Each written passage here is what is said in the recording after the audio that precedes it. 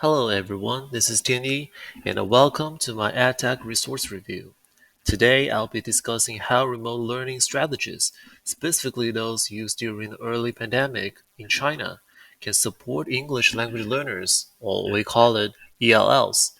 And my presentation is based on an article by Laura Schwartz from Edutopia, and let's dive in. So this article I selected is called "What Teachers in China Have Learned in the Past Months", written by Laura Schwartz in March 2020. Schwartz shares how teachers in Beijing adapted their classrooms into remote learning this almost overnight when the pandemic hit. And I chose this article because it offers practical, real-world examples of how technology and creative planning can support all students, especially those learning English during a sudden transition to online education. In the article, Schwartz describes how teachers quickly shifted to online platforms like Moodle and Zoom. They balanced asynchronous learning, where students complete work at their own pace, with synchronized session where students join live virtual classes. Teachers also established daily office hours so students could ask for help anytime. And these strategies helped build a strong structure and support system despite the distance. One aspect that really stood out was their focus on minimizing screen time. Teachers designed activities like drawing, video storytelling, and workbook tasks that allow students to engage away from their device.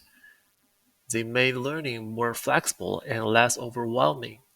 In addition, strong collaborations between families, tech teams, and teachers made a huge differences in keeping students connected to school life.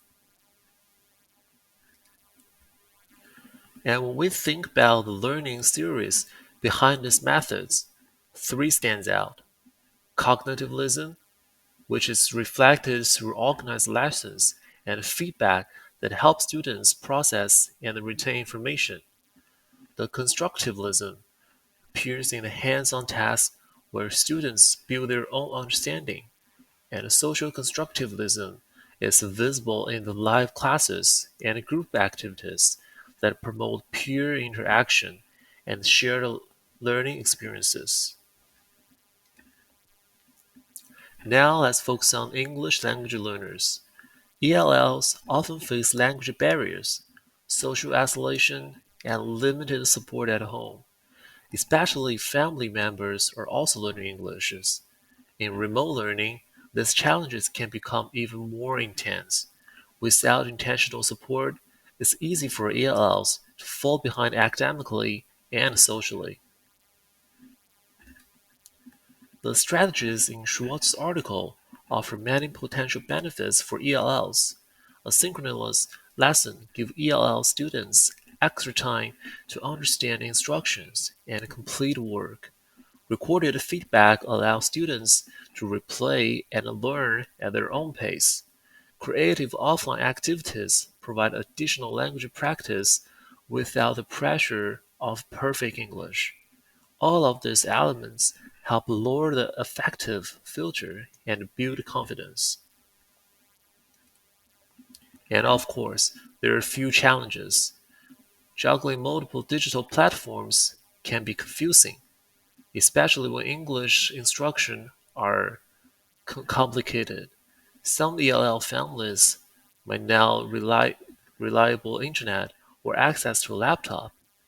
In addition, if live sessions are limited, students might not get enough practice speaking English with peers or teachers.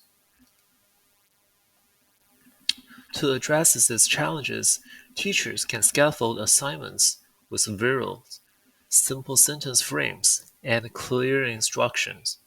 Providing bilingual the tech guides can help families feel more confident too. So setting up small group conversations or buddy systems can create more speaking opportunities. and combining online tasks with offline or real-world projects can keep students engaged in meaningful language use. So here are three questions I would like you guys to consider. First, how might we adapt platforms like Moodle and Zoom to better serve English language learners and their families? Second, how can hands-on, offline activities both help and possibly limit ELL's language development? And third, considering differences in resources across schools, how realistic are these strategies for under-resourced communities? And I look forward to hearing your thoughts. And finally, in conclusion, Schwartz's article provides a valuable lessons on how flexibility, creativity, and strong communication can make remote learning effective for all students, including English learners. By combining technology with offline activities and personal support, we can create a more inclusive and engaged learning environments, even during the challenging times. In the last slides, just my resource. And thank you guys for listening.